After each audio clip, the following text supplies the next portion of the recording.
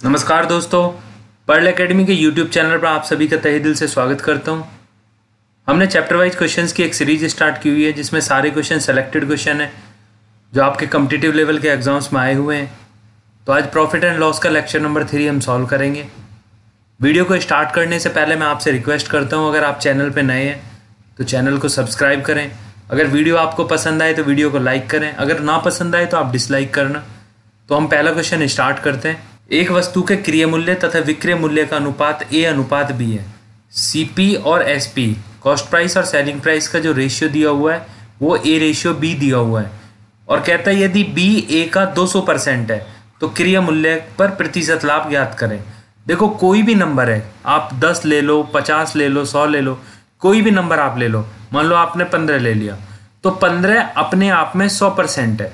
कोई भी नंबर अपना 100% होता है। तो अगर CPA है, ये अपना 100% है, इसका मतलब B की वैल्यू इससे 200% होनी चाहिए।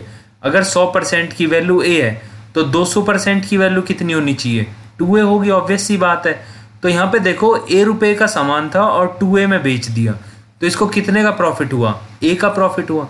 तो A का प्रॉफिट हुआ और A पे ही हुआ प्रॉफिट। हम परसेंटेज निकालेंगे, ऊपर प्रॉफिट लिखते हैं, नीचे कॉस्ट प्राइस लिखते हैं, क्योंकि कॉस्ट प्राइस पे ही प्रॉफिट निकलता है। प्रॉफिट या लॉस दोनों ही कॉस्ट प्राइस पे निकलते हैं। तो A से ही कैंसिल हो जाएगा, यहाँ पे क्या बचेगा? 100%। तो इस क्वेश्चन में 100% का प्रॉफिट होगा। इसका थर्ड वाला आंसर हो जाएगा। अगला क्वेश्चन देखते हैं। एक वस्तु को किसी निश्चित मूल्य पर बेचकर एक व्यक्ति 20% लाभ कमाता है। यदि वह उस वस्तु को 2 गुने कीमत पर बेचता तो उसे कितने प्रतिशत का लाभ होता? देखो, 20% का मतलब होता है 1/5। मतलब 5 रुपए का आइटम, 1 रुपए का प्रॉफिट लिया 5 पे और 6 का बेच दिया तो कॉस्ट प्राइस 5 होगी और सेलिंग प्राइस 6 हो गया। अभी ये कहता है कि अगर उसको 2 गुने कीमत पर बेचे, अगर 6 पे ना बेच के नया सेलिंग प्राइस ये निकालता है, वो कितना हो गया? 6 का दुगना। तो 6 का दुगना हो गया 12। तो अब क्वेश्चन ये बचा कि 5 रुपए का आइटम 12 रुपए में बेच दिया तो इसको प्रॉफिट कितना हुआ? 7 रुपए का। और 7 रुपए का प्रॉफिट हुआ कितने पे? कॉस्ट प्राइस कितना है? 5। तो 7/5 और इसको परसेंटेज में कन्वर्ट करने के लिए 100 से गुणा करेंगे। 5 से 100 जाएगा 20 बार और 20 की 7 में गुणा करेंगे तो 140% प्रॉफिट हुआ। तो इस क्वेश्चन का दूसरा वाला आंसर हो जाएगा। अगला क्वेश्चन देखते हैं। एक व्यक्ति 5 रुपए में 3 अंडे की दर से कुछ अंडे खरीदता है और 12 रुपए में 5 अंडे की दर से उन्हें बेच देता है। इस सौदे में उसे 143 रुपए का लाभ होता है तो उसे कितने अंडे खरीदे थे? देखो, ऐसे क्वेश्चन में बाई और सेल की जो क्वांटिटी होती है उसको सेम कर लेते हैं। जब उसने बाई किया, खरीदा, तो 3 अंडे खरीदे और कितने रुपए में? प्राइस में लिख लेता हूँ, 5 रुपए में खरीदे। और जब उसने सेल किया तो उसने 5 अंडों को 12 रुपए में सेल कर लिया। तो इस क्वेश्चन में सबसे पहले आपको क्या करना है? क्वांटिटी सेम करनी है। तो 3 और 5 को सेम करने के लिए क्या करेंगे? इधर 5 से गुणा करनी होगी। अब ये जो दोनों वैल्यू है, ये रेशियो की वैल्यू आ रही है यहाँ पे। तो अगर यहाँ पे 5 से गुणा कर रहा हूँ तो इधर भी 5 से गुणा करनी होगी। ऐसे ही अगर ये सेम करनी है क्वांटिटी तो यहाँ पे 3 से गुणा करनी होगी। अगर यहाँ पे 3 से गुणा कर रहा हूँ तो दूसरी साइड भी जो इसकी रेशियो की वैल्यू है इसमें भी 3 से गुणा करनी होगी। तो अभी आप देखो, बाई और सेल की वैल्यू क्या हो गई है। बाई करते टाइम 5 थी, 15 आइटम इसने खरीदे और कितने के? 25 रुपए के। 5 पंजे 25। और सेल करते टाइम 15 आइटम इसने बेचे और कितने के बेचे? 12 थिया 36 रुपए के इसने बेचे। तो आप यहाँ से देखो, 25 रुपए के आइटम खरीदे 15 और 36 रुपए में बेच दिए सेम आइटम। इसलिए हम क्वांटिटी सेम करते हैं ऐसे क्वेश्चन में। तो इसको 11 रुपए का प्रॉफिट हुआ। पर ये क्वेश्चन क्या कह रहा है कि 143 रुपए का प्रॉफिट हुआ। तो 11 को 143 बनाना पड़ेगा। तो 11 को 143 कैसे बना सकता हूँ मैं? 13 से गुणा करके, या आप 11 से 143 में भाग दे लो, जो भी वैल्यू आई उसकी गुणा करनी पड़ेगी तभी 143 आएगा। या आप डायरेक्टली भी देख सकते हैं कि भाई 11 को 143 बनाने के लिए कितने की गुणा करनी होगी? तो 13 की गुणा करनी होगी तो 143 बन जाएगा। तो अभी आप देखो कि अगर 11 की एक्चुअल वैल्यू 143 थी, इसका मतलब जो क्वांटिटी हम यहाँ मान के चल रहे थे ये क्वांटिटी भी सही नहीं है। इसकी एग्जैक्ट वैल्यू कब आएगी? देखो, 15 बेचे, 15 खरीदे। बट अगर ये पूछ रहा है कि कितने अंडे खरीदे तो हमारे क्वेश्चन के हिसाब से 15 अंडे खरीदे। पर अगर 13 की मल्टीप्लाई करने के बाद एग्जैक्ट वैल्यू आ रही है तो यहाँ पे भी 13 से मल्टीप्लाई करनी होगी। तो 15 की 13 में मल्टीप्लाई करेंगे तो यह आ जाएगा 195। तो 195 अंडे खरीदे उसने और 195 अंडे ही बेचे। तो इस क्वेश्चन का तीसरा वाला आंसर होगा।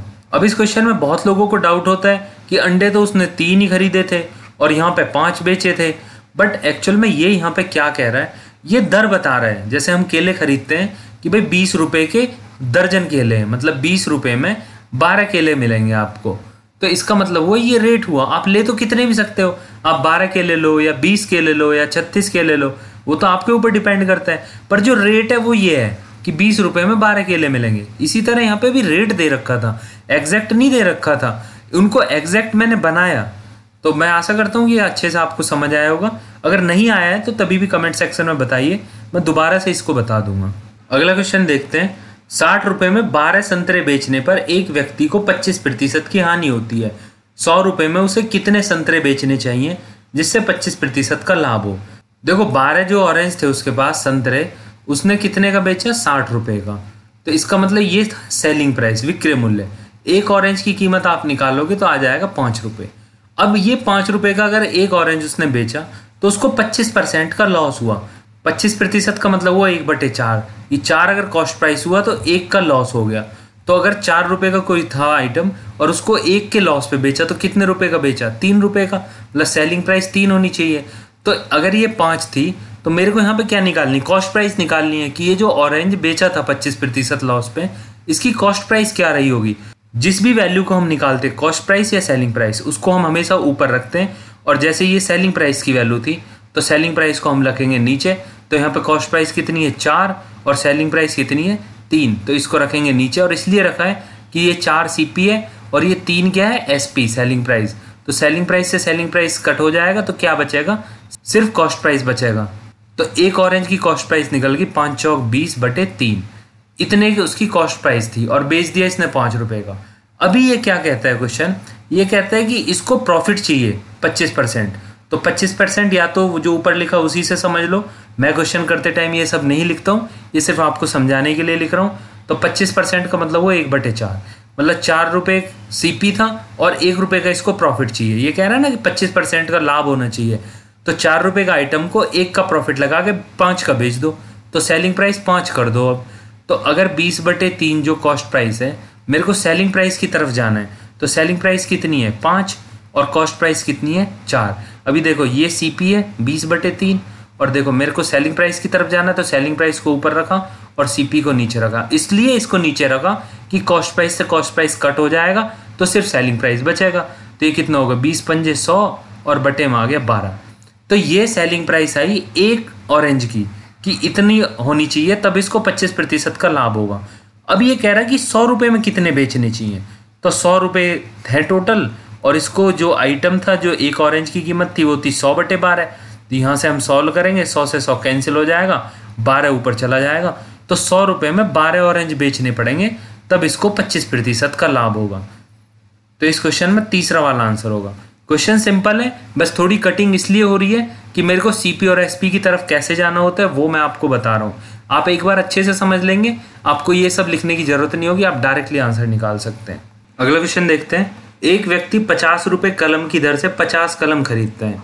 वह 40 कलमों को 5% हानि पर बेच देता है। बचे हुए कलमों को कितने प्रतिशत लाभ पर बेचा जाए कि कुल 10% लाभ हो? देखो ये क्वेश्चन आपको देखने में लग रहा होगा कि ये प्रॉफिट लॉस का क्वेश्चन है या परसेंटेज का है।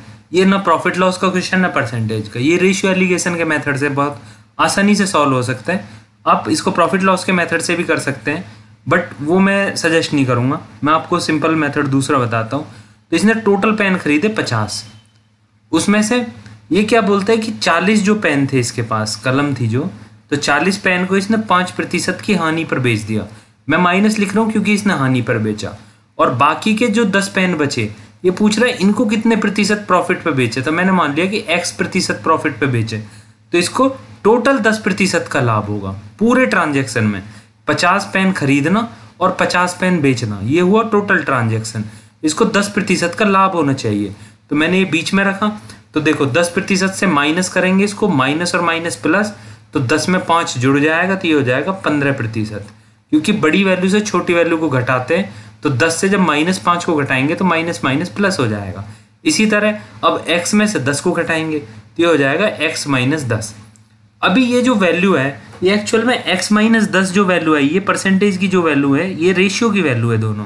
तो ये परसेंटेज में हटा देता हूँ, तो इसमें x - 10 जो वैल्यू है ये 40 की वैल्यू है और 15 जो वैल्यू है वो 10 की वैल्यू है।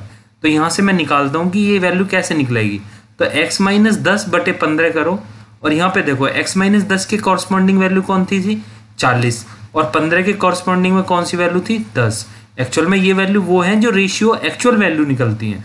तो 10 से 40 जाएगा 4 बार और x माइनस 10 बराबर ये 15 इधर जाएगा तो 15 चौके 60 और x की वैल्यू यहाँ से आ जाएगी 70%।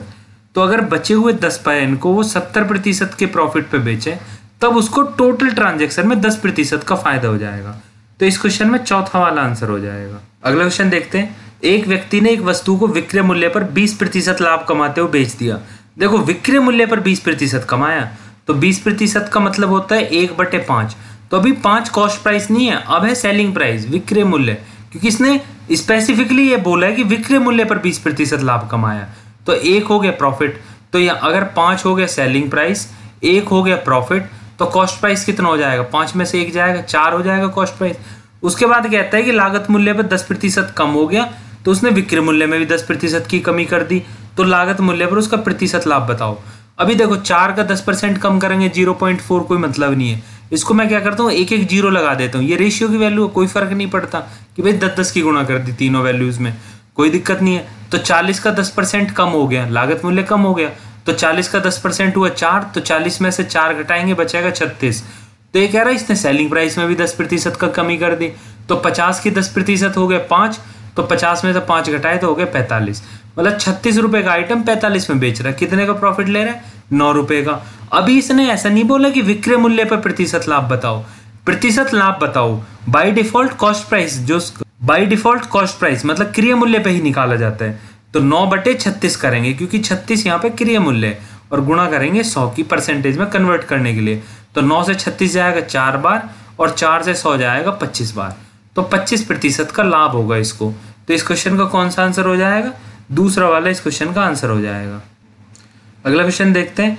ए ने लागत मूल्य का 1/5 भाग लाभ कमाते हुए एक वस्तु बी को बेच दी। मैं मान लेता हूं कि उसने एक्स में खरीदी थी, अगर ए की कीमत लगाता हूं कॉस्ट प्राइस तो उसने एक्स में खरीदी थी और उसका 1/5 भाग लाभ कमाया। या तो 1/5 भाग कह दो या कह दो 20% कमाया, बात एक ही है कि 5 पे 1 कमाया। तो 5 पे 1 कमा लिया तो कितने की बेची होगी 6 रुपए की, जो उसने 5 की खरीदी होगी। उसके बाद क्या कहता है कि बी ने 20% का लाभ कमाया, सी को बेच दी। ये भी सेम यही कैलकुलेशन हुई 6/5 कि 20% का 1/5 हो गया तो 6/5 हो गया। उसके बाद सी ने जब बेचा तो उसको 1/6 की हानि हुई। 1/6 की हानि होने का मतलब क्या है कि 6 पे 1 की हानि हुई। तो बेचा कितने का उसका 6 में से 1 कम करके बेचा तो 5 का बिका और उसने खरीदा कितने का था 6 का। इधर मैं ऊपर सेलिंग प्राइस इसलिए लिख रहा हूँ क्योंकि फाइनल मेरे को सेलिंग प्राइस लिखनी है कि उसने कितने का बेचा, उसने 600 रुपए का बेचा जो सी ने बेचा फाइनल में। तो एक्स की वैल्यू यहाँ से निकल जाएगी। देखो 5 से 5 कैंसिल हो गया, 6 से 6 हो गया और 6 से 600 जाएगा 100 बार और 5 की इधर गुणा हो जाएगी तो ये हो गया 500। तो एक्स की वैल्यू आ गई 500। तो एक्स ने मतलब क्या माना था मैंने, ए का क्रिय मूल्य। तो ए ने जो खरीदा था ये कितने का खरीदा था 500 रुपए का। एक मेथड तो इसका ये हो गया। इसका दूसरा मेथड भी मैं आपको बताता हूँ कि भाई 5 का खरीदा था 6 का बेच दिया। फिर बी ने क्या किया, उसने भी 20% का प्रॉफिट ले लिया कि 5 का खरीदा 6 का बेच दिया। उसके बाद सी ने क्या करा कि 6 का खरीदा और 1 का लॉस कर लिया तो 5 का बेचा उसने। अभी इनको तीनों को गुणा करेंगे तो इधर जो ए की वैल्यू आएगी और इधर सी की वैल्यू आएगी, क्योंकि इनिशियल और फाइनल वैल्यू आएगी इसमें, सिर्फ बीच की वैल्यू नहीं आएंगी कि बीच वालों ने कितने का खरीदा और कितने का बेचा। तो ये रेशियो की वैल्यू है क्योंकि इन तीनों की गुणा यहाँ पे आएगी और इन तीनों की गुणा यहाँ पे आएगी। तो मैं पहले ही कट कर लेता हूँ, बाद में कट करने की क्या जरूरत है। तो देखो 5 से 5 कैंसिल हो गया, 6 से 6 कैंसिल हो गया, तो ये बची वैल्यू 5 और ये बची 6। और ये कह रहा है कि सी ने जो बेचा वो 600 रुपये में बेचा। तो अगर सी ने 600 रुपये में बेचा तो ए ने कितने का खरीदा, ए ने 500 रुपये का खरीदा था। 100 की गुणा कर देते हैं। इस मेथड से भी एक ने कितने का खरीदा 500 का, आप डायरेक्टली टिक मार सकते हैं। अगला क्वेश्चन देखते हैं। गलत बाट का उपयोग करके एक दुकानदार खरीदते समय 10% का लाभ कमाता है। वो 10% कम नहीं देता, वो 10% का लाभ ही कमा रहा है डायरेक्टली। तो एक लाभ हो गया 10% और बेचते समय भी फिर 10% का लाभ कमा रहा है तो दूसरा भी 10% का लाभ हो गया। अब ये कह रहा है कि उसके टोटल लाभ में कितने प्रतिशत की वृद्धि हुई। जब 2% एक साथ दी हुई होती है और ये दोनों परसेंटेज प्रॉफिट की परसेंटेज है कि पहले उसने 10% का प्रॉफिट लिया, उसके बाद बेचते टाइम फिर 10 का, तो इन दोनों को जोड़ के A+B वाला फॉर्मूला हम अप्लाई कर सकते हैं। एक मेथड तो ये है इसका सिंपल। तो ये हो गया 10 + 10 + 10 × 10 मतलब AB की वैल्यू और बटे में आ गया 100 से कैंसिल हो जाएगा। तो ये कितना बचेगा 20 और यहाँ से 1 बचा, तो 21% का लाभ हुआ। तो इसका दूसरा, इस क्वेश्चन का दूसरा वाला आंसर हो जाएगा। एक मेथड तो ये हुआ। दूसरा मेथड क्या कहता है कि भाई इसने 100 रुपये का आइटम खरीदा और जब ये खरीदने गया तो 100 का नहीं खरीद के लाया, ये 110 का लिया है, 10% का लाभ कमा लाया है उसी तरह उसी समय पे। और उसके बाद जब वो बेचने पे आया तो उसने 100 रुपये का ये आइटम उसने कितने का बेच दिया, इस पर फिर 10% का लाभ कमा लिया, तो उसने 121 का बेच दिया। तो अब आप ये देखो कि 100 रुपये का आइटम इसने फाइनली बेच कितने का दिया, 121 का। तो 21 रुपये का लाभ हो गया इसको। तो 21 रुपये का लाभ हुआ इसको 100 रुपये पे, और इसको परसेंटेज में कन्वर्ट करने के लिए 100 से गुणा करेंगे तो 100 से 100 कैंसिल हुआ, तो 21% का लाभ हो जाएगा। दोनों मेथड है, आप कैसे भी निकाल सकते हैं। बहुत लोग बोलते हैं कि ये क्वेश्चन डाउट वाला है, तो ऐसा कुछ नहीं है। अगर दोनों प्रॉफिट दे रखे हैं तो आप ऐसे निकाल सकते हैं। अगर ये क्वेश्चन ये बोलता है कि 10% कम देता है, तब इसको करने का तरीका दूसरा हो जाता है। अगर आपको ये समझ नहीं आया तो आप बताना मेरे को, मैं दोबारा बता दूंगा। अगला क्वेश्चन देखते हैं। दो वस्तुएं A तथा B को क्रम से 10% और 15% लाभ पर बेचा गया। दोनों पर लाभ की बराबर राशि प्राप्त हुई, तो A और B का क्रय मूल्य क्या होगा। देखो 10% को हम क्या लिखते हैं, 1/10, और 15% को हम क्या लिखते हैं, देखो 5% को 1/20, तो 15 को क्या लिखेंगे 3/20।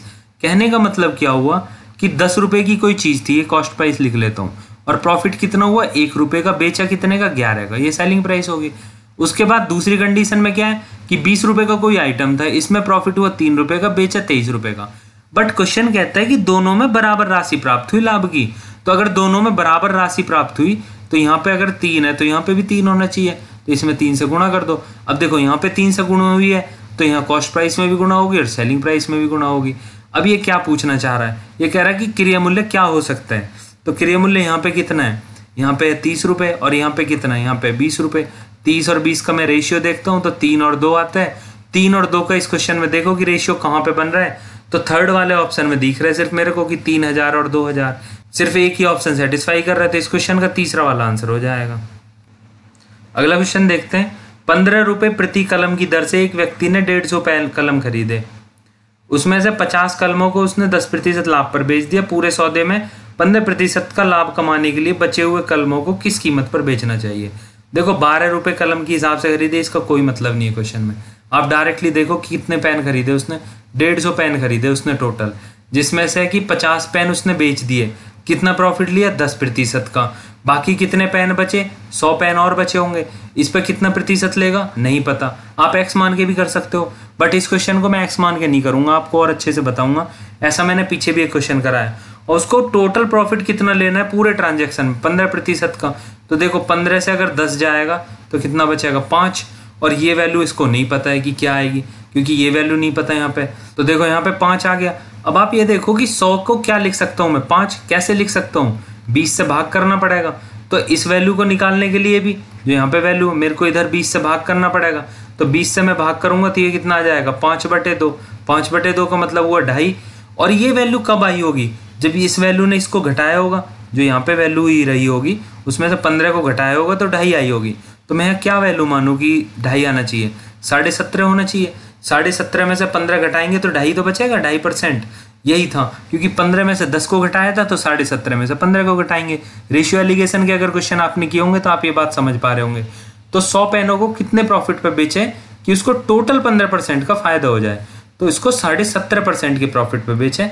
तो इस क्वेश्चन का चौथा वाला आंसर हो जाएगा। मैं आशा करता हूँ इस लेक्चर में सारे क्वेश्चन आपको बहुत अच्छे से समझ आए होंगे।